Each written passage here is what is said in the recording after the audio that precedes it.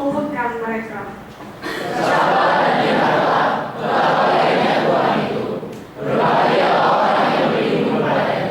Takutlah akan Tuhan, hai orang-orangnya yang kudus, sebab tidak berkekurangan orang yang takut akan Dia. Singa-singa muda makanan orang, tetapi orang-orang yang mencari Tuhan tidak kekurangan sesuatu pun yang baik. Mata Tuhan tertuju kepada orang-orang benar, dan telinganya kepada teriak mereka minta tolong.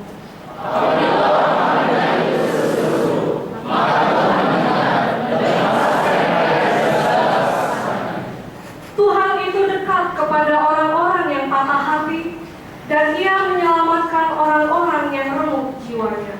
Tuhan membebaskan jiwa hamba-hambanya, dan semua orang yang beriman kepadanya tidak akan menanggung hukuman. Dia sujud sama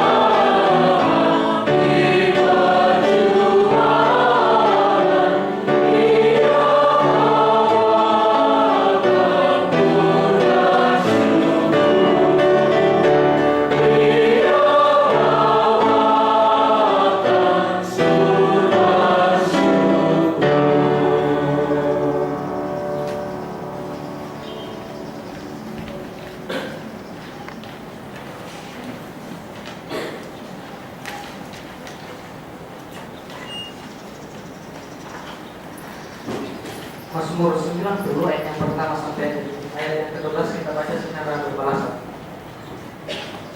Tuhan, Engkaulah tempat perteduhan kami turun-temurun.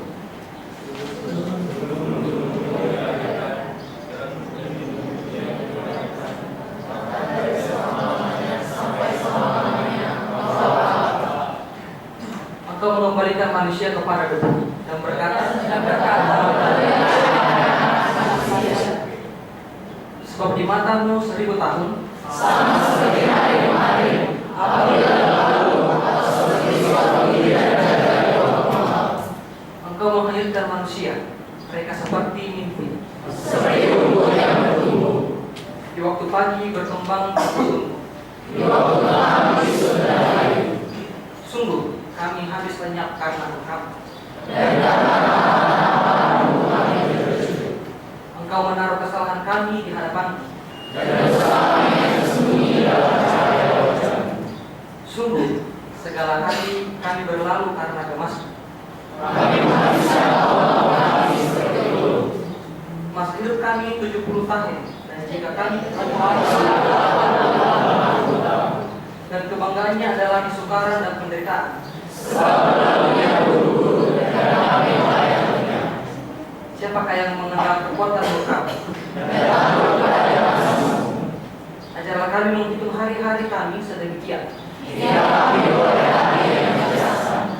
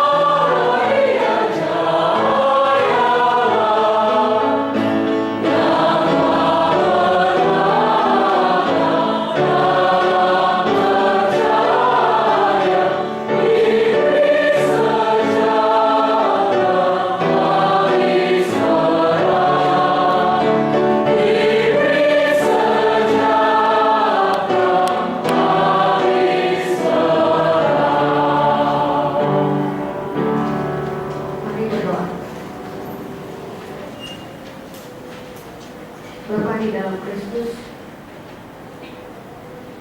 kami datang kepadamu dengan seluruh hidup kami. Sucikan kuduskan ya Allah agar kami menjadi penyata kemuliaan-Mu pada hari ini di ibadah kemenangan. Biarlah kami menyampaikan permohonan kami dan ucapan syukur kami kepadamu. Dan melalui cerita yang akan kami sampaikan pada hari ini, setiap orang dapat diberkati dan dapat mengucap syukur kepadamu. Terpujilah Engkau di dalam Kristus Yesus kami berdoa. Amin. Ayat pembacaan firman Tuhan pada hari ini diambil dari 2 Korintus 12 ayat 10. Demikian firman Tuhan. Karena itu aku senang dan rela di dalam kelemahan, di dalam siksaan, di dalam kesukaran, di dalam penganiayaan, dan kesesakan oleh karena Kristus. Sebab jika aku lemah, maka aku kuat.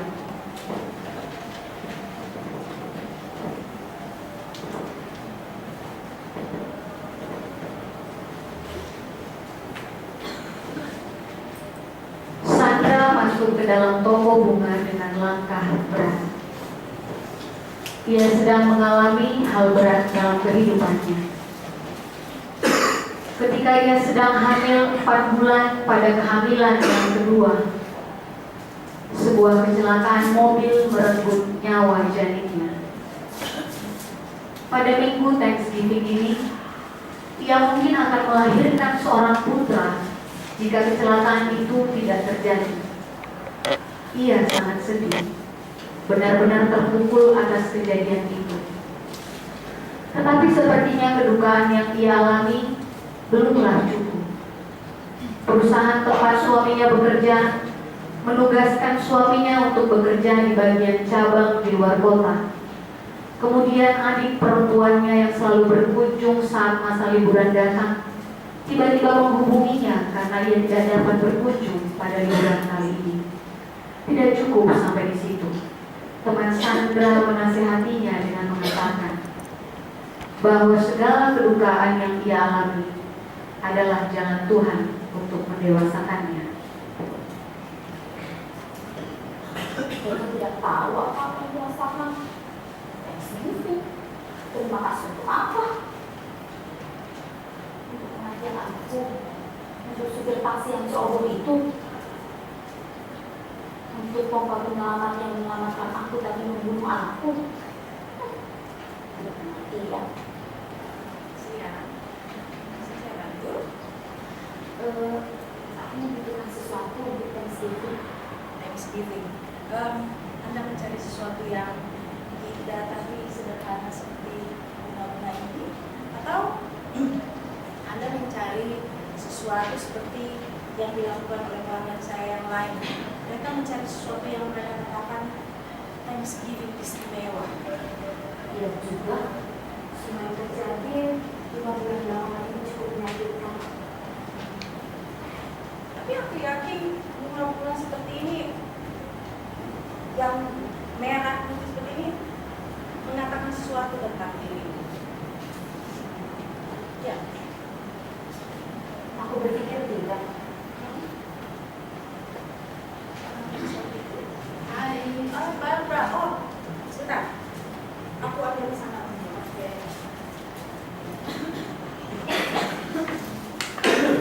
Ya, saya.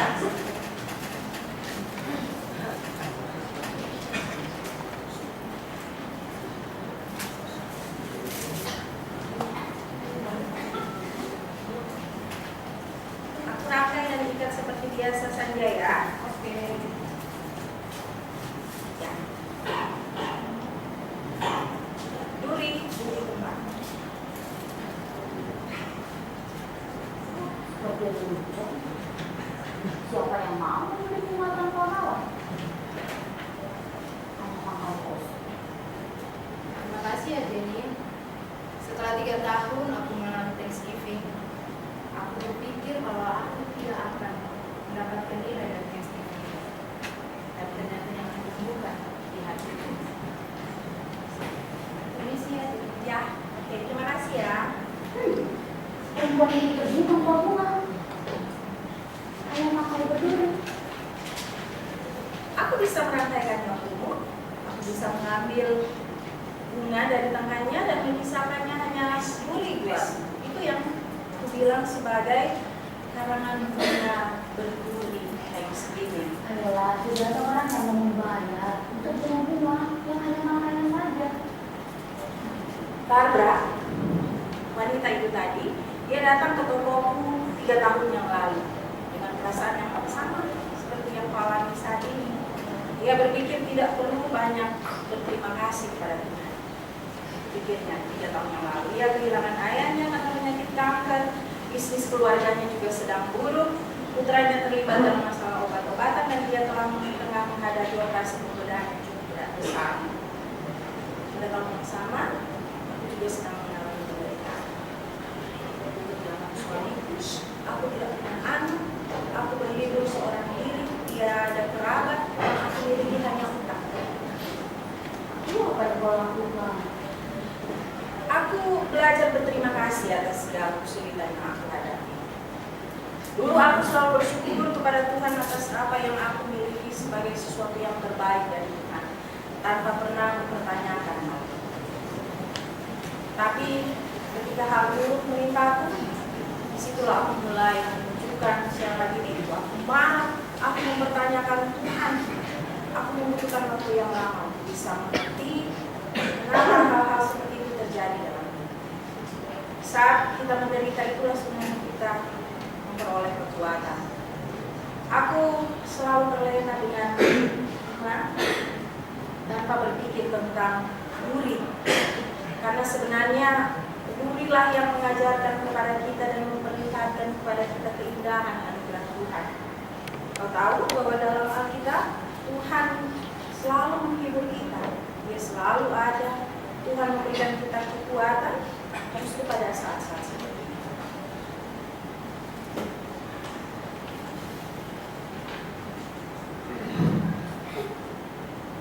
Aku rasa benar aku tidak perlu ibu. Aku kehilangan anakku dan aku marah pada Tuhan.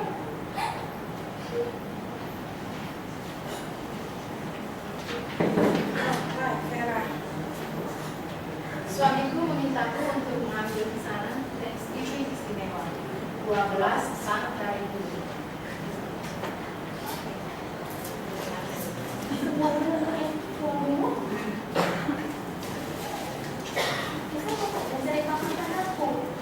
Mengapa dia meminta karangan bunga pada hari Thanksgiving seperti itu? Baiklah, aku akan menceritakan kepadamu apa yang aku alami.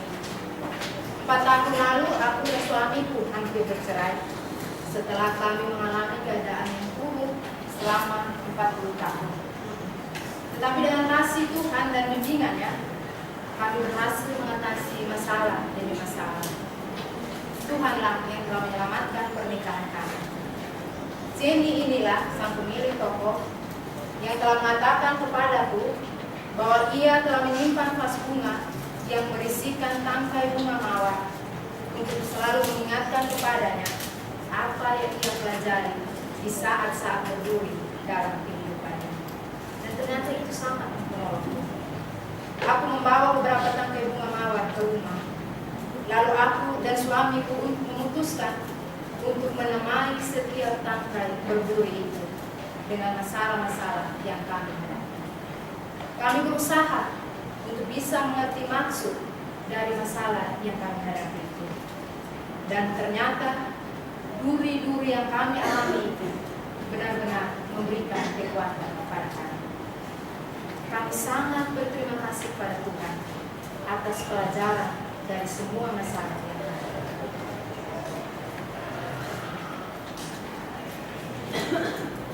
Aku sangat menyarankan kepadamu agar kamu mengambil yang istimewa ini. Thank you, ya. Aku tidak tahu kalau aku bisa mensyukuri diri-diriku. Semua ini masih sangat baru. Baiklah. Pengalamanku telah menunjukkan kepadaku bahwa duri dalam kehidupan kita telah membuat bunga-bunga kehidupan kita lebih berharga. Kita menyimpan anugerah Tuhan lebih baik selama kita berada dalam masalah dibandingkan dengan saat-saat lain. Ingat, karena mahkota duri lah yang membuat kita belajar untuk mengasihi. Jangan disari duri-duri kehidupan. Duri-duri kehidupanmu itulah yang membentukmu dan memberimu kekuatan. Baiklah, aku bisa 12 sampai banyak. Keputusanmu? Oke, aku akan membutuhkan waktu beberapa menit untuk mempersiapkan Thanksgiving istimewaku. Tapi aku selalu meletakkan kartu ini di dalam setiap barang-barang di toko bunga ini. Adanya berapa? Tidak perlu, sebab kasih tidak perlu untuk negosiasi seperti ini. Kau menuliskannya untukku? That's all. Itu menguatkanku selama bertahun-tahun. Tuhan, aku belum pernah bersyukur padamu untuk semua itu. Aku berterima kasih kepadamu atas segala bunga kehidupan yang kuterima. Tapi aku belum pernah sekalipun berterima kasih untuk penderitaan. Ajarilah aku untuk menanggung beban salibku dengan tabah. Ajarilah aku untuk menghargai nilai yang terkandung dari setiap penderitaan atau duri yang kuhadapi. Tunjukkanlah kepadaku lewat jalan yang sulit bahwa penderitaan dan jalan yang penuh kerikil yang setiap hari aku lalui semakin memperdekat aku kepadamu. Tunjukkanlah kepadaku ya Tuhan lewat air mataku warna pelangi yang sangat indah. Karena itu aku senang dan rela di dalam kelemahan, di dalam siksaan, di dalam kesukaran, di dalam penganiayaan dan kesesatan oleh karena Kristus. Sebab jika aku lemah, maka aku kuat. Ibadah Thanksgiving atau yang kita kenal sebagai ibadah penghiburan ini merupakan acara yang indah di dalam hidup kita. Tetapi bagaimana jika ibadah ini diceritakan di dalam keadaan duka? Misalnya seperti orang-orang yang sudah diceritakan dalam ilustrasi ini, seperti Sandra, Barbara, Vera, dan penjaga toko. Apakah kita bisa sekuat mereka? Mungkin kita belum dapat menjawabnya sekarang, sebab duka itu belum hilang. Mungkin kita masih berharap seandainya waktu dapat diulang, atau seandainya dia masih bersamaku, dan masih banyak lagi pengharapan-pengharapan yang masih ada di dalam benak kita. Berdiamlah sejenak dan pikirkanlah apakah dengan kehadiran mereka sekarang engkau akan menjadi lebih baik. Paulus dalam suratnya kepada jemaat di Korintus juga pernah mengungkapkan pengalaman-pengalaman pahitnya selama ia mengikut Tuhan. Memang konteks Paulus saat itu tidak sedang berduka karena kehilangan orang-orang yang ia kasihi. Tetapi saat itu Paulus merasakan kepahitan karena sulitnya hidup bersama dengan Tuhan. Tidak hanya Sandra berarti, atau Barbara, Vera, atau bahkan kita. Paulus juga pernah meminta kepada Tuhan untuk mengangkat beban itu. Dan ia ingin beban itu tidak ada di dalam dirinya. Namun Paulus menyadari bahwa penderitaan itu perlu hadir dalam perjalanan hidupnya, agar ia lebih menyadari indahnya kasih Tuhan itu. Akhirnya ia segera tunduk dan memohon di hadapan Tuhan agar penderitaan itu tetap mengiringi dia sepanjang perjalanan hidupnya, sebab ia sadar bahwa hanya dalam kelemahanlah ia tahu bahwa ia dikuatkan.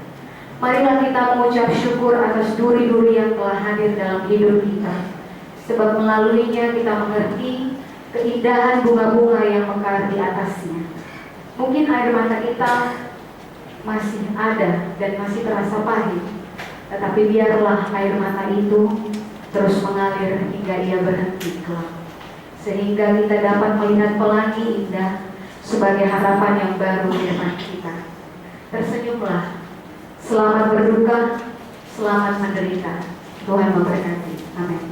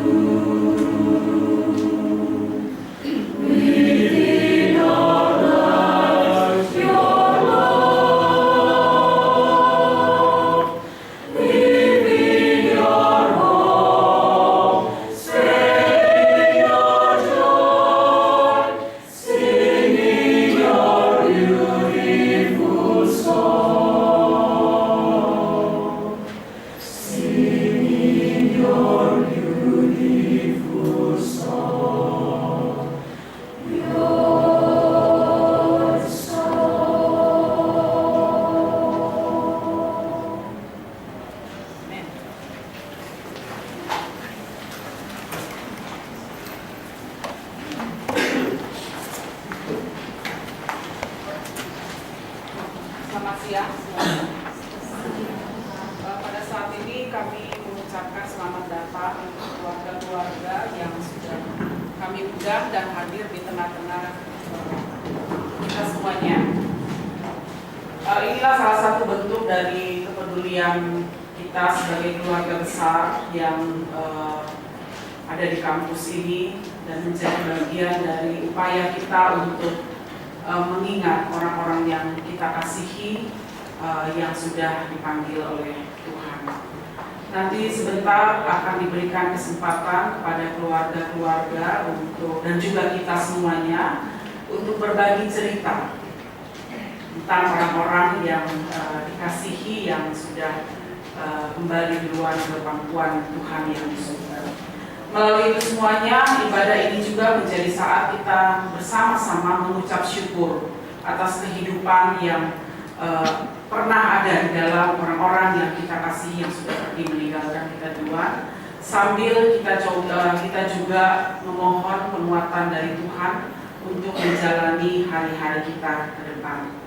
Kiranya melalui ibadah ini keluarga dan kita semuanya merasakan cinta kasih Tuhan di dalam hidup kita. Terima kasih.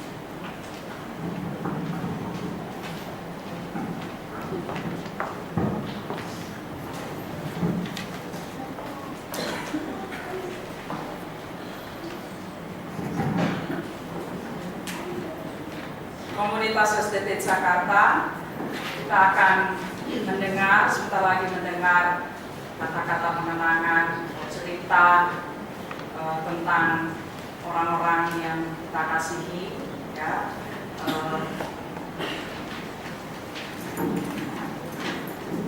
Kita akan mengenang dulu si Monto lalu.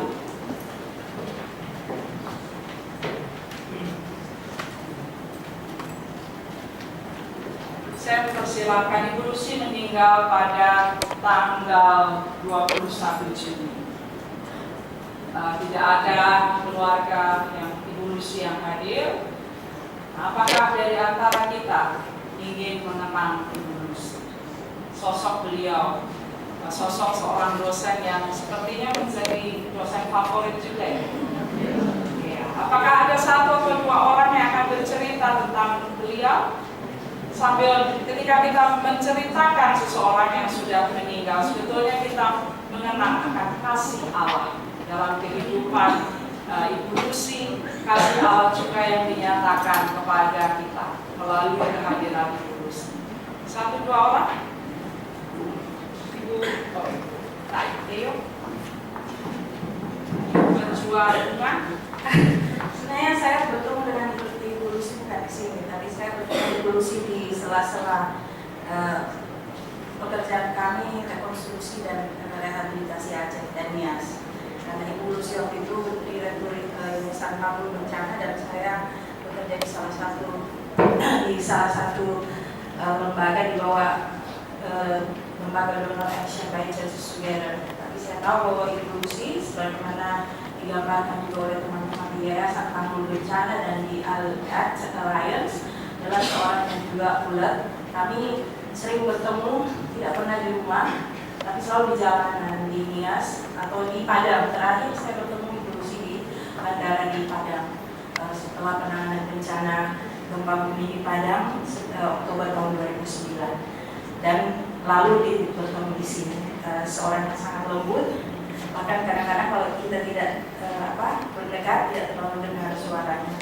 Yang saya tahu bahwa dia sebagai seorang lembut, tapi dia juga seorang waktu itu sebagai seorang pengambil keputusan yang tentu saja dia tahu apa yang harus dilakukan dan dia tahu apa yang harus dia putuskan dalam pekerjaannya. Dan masa-masa akhir hidupnya dia tidak kesepian. Mungkin dia tidak ada keluarga langsung waktu itu, tapi keluarga Yayasan Tanggul Bencana dan orang-orang yang kenal ada di samping dia. Jadi kita yakin bahwa dia selalu dikenang untuk pekerjaannya dan kita merayakan hidupnya. Biarlah seluruh umat Tuhan berkata, syukur kepada Allah. Syukur kita kepada Allah akan kasih Allah pada Ibu Lucy, akan kehidupan Ibu Lucy. Apakah masih ada satu atau dua orang lain yang ingin mengenang Ibu Lucy?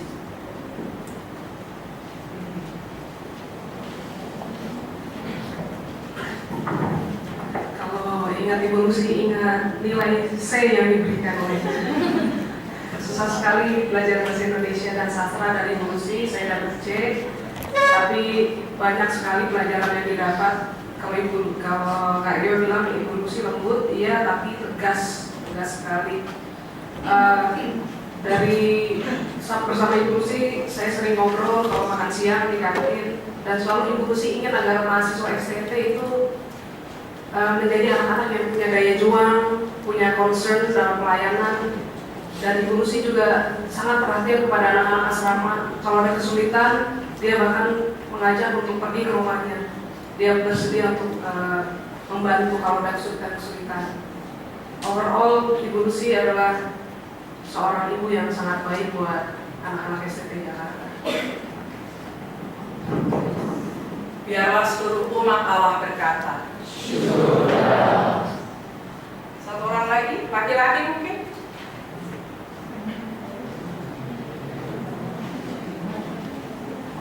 Dari kamar laki.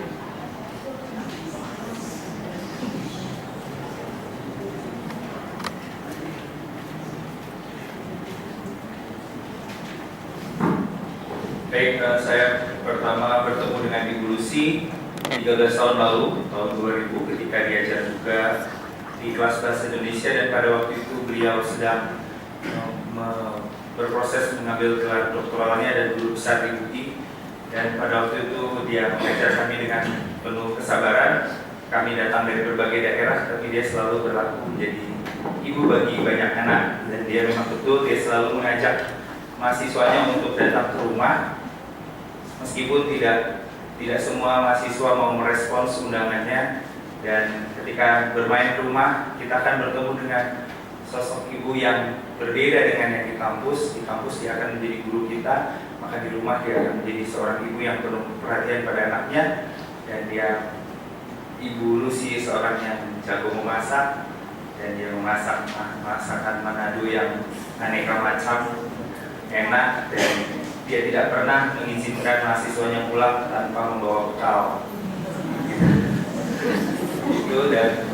Dan satu hal juga yang menarik dari Ibu Lucy, kita mengenal dia sebagai guru bahasa Indonesia, tapi jangan salah, beliau juga punya koleksi buku teologi yang jauh lebih banyak dari mahasiswa teologi. Sebagian memang warisan dari suaminya seorang wartawan, tapi juga ada banyak buku yang dia bercerita bahwa dia sudah berdiskusi dengan mahasiswa teologi sejak tahun 70-an.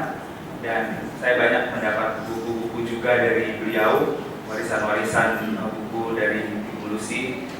Dan satu hal memang saya masih punya utang yang tidak pernah bisa saya lakukan kembali, undangan ketiga untuk datang ke rumahnya, dan tidak sempat saya lakukan karena Ibu Lucy keburu sakit dan baru bertemu di rumah sakit hingga pada hari kematiannya. Dan saya mengenali dari Ibu Lucy, saya belajar bahwa tidak pernah ada kata untuk menyerah, belajar, dan semua orang bisa dijadikan sahabat untuk belajar menjalani kehidupan walaupun susah. Terima kasih. Biarlah umat Allah berkata.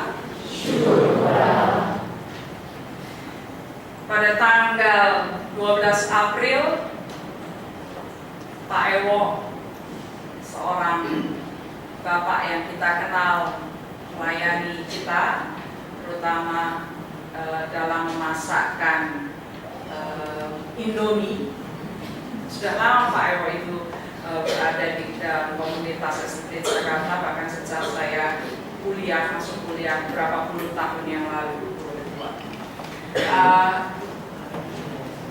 Ibu Ewo dan siapa namanya anaknya? Ya, tidak hadir bersama kita, tapi saya kira mereka bisa mendengar kita. Apakah ada 1-2 orang di antara kita yang ingin mengenang Pak Ewo?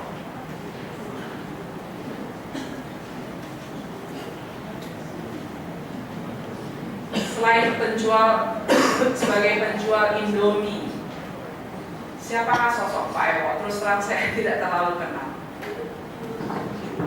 Apakah ada yang pernah bercakap-cakap dengannya?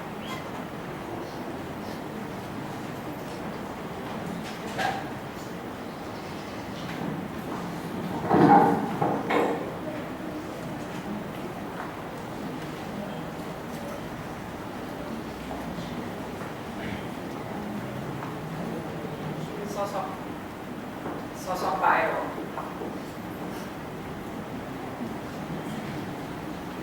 Agak kurang fotonya, nanti sesudah kita selesai, apabila ada yang ingin melihat lebih jelas bisa datang ke depan untuk melihat Pak Ero.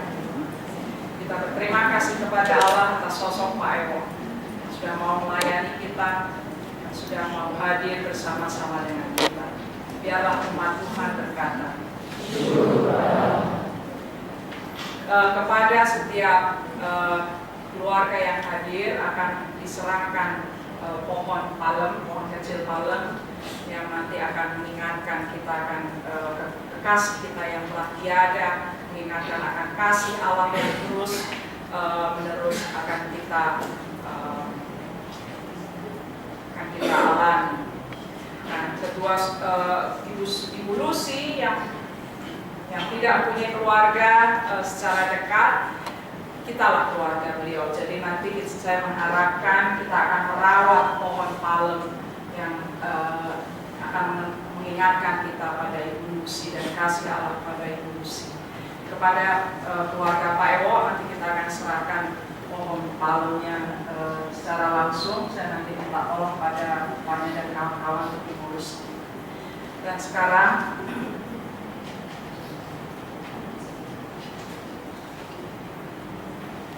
di tengah-tengah kita hadir Pak Agustinus Setiawidi beserta dengan keluarga, ada Ibu Pak Agustinus juga, Jatomo, dan saya persilakan keluarga untuk menceritakan pengalaman Bapak Jatomo.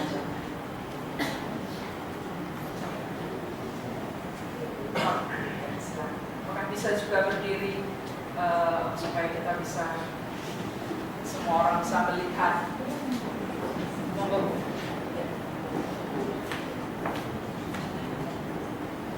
Di depan aja.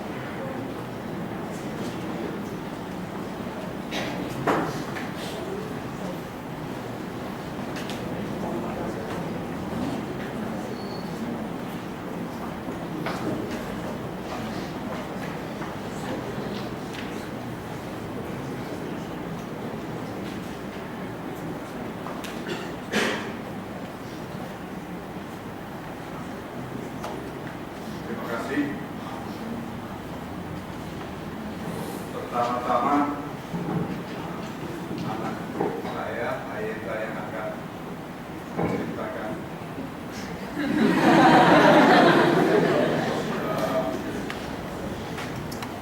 tanya saya dulu, dia lebih baik anak saya dulu Ayeta.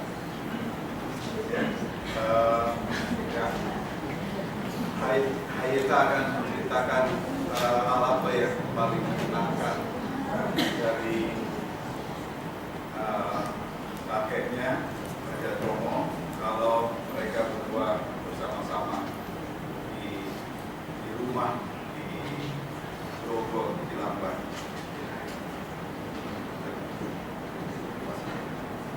Suka nonton TV kan?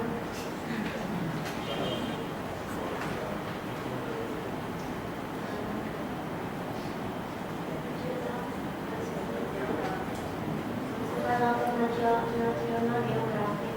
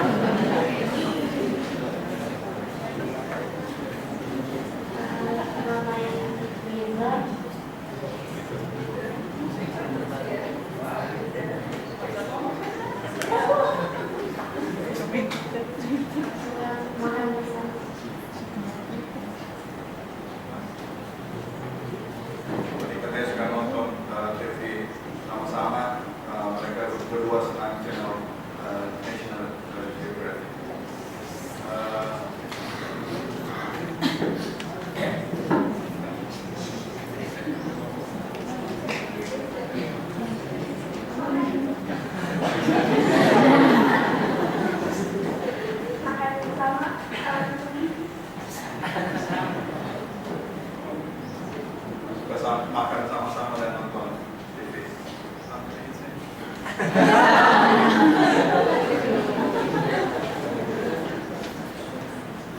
sekarang terakhir video saya. Nah, mungkin ini saatnya yang tepat untuk kami sekeluarga mengucapkan terima kasih atas berbagai macam dukungan, doa, perhatian, bahkan ketika orang tua kami masih di rumah sakit sampai ibadah pemakaman sampai sekarang.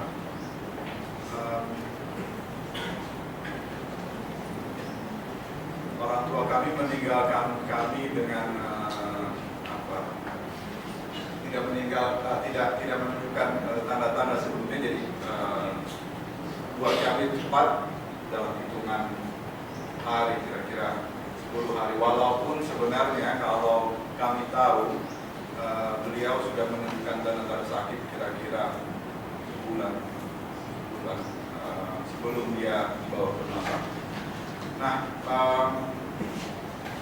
setelah saya tahu beliau meninggal leukemia akut, lalu saya mencari berbagai macam informasi dari internet, dan ternyata memang penyakit ini ganas, mematikan. Jadi saya sudah katakan hanya dalam hitungan minggu bahkan hari kalau terlambat ditangani yang bersangkutan yang mengidap penyakit itu bisa meninggal dunia. Nah, saya mendapat kesempatan untuk menemani beliau beberapa hari, yang patut saya secara pribadi sebagai seorang anak syukuri adalah saya diberi kesempatan untuk melihat bagaimana bapak saya menghadapi leukemia, dan sepertinya saya diberi sesuatu, yaitu bahwa beginilah kalau kamu nanti karena mungkin faktor keturunan harus menghadapi penyakit yang sama. Saya bersyukur saya telah melihat sendiri, dan kalau saya harus menghadapi penyakit itu, saya akan menghadapinya seperti bapak saya.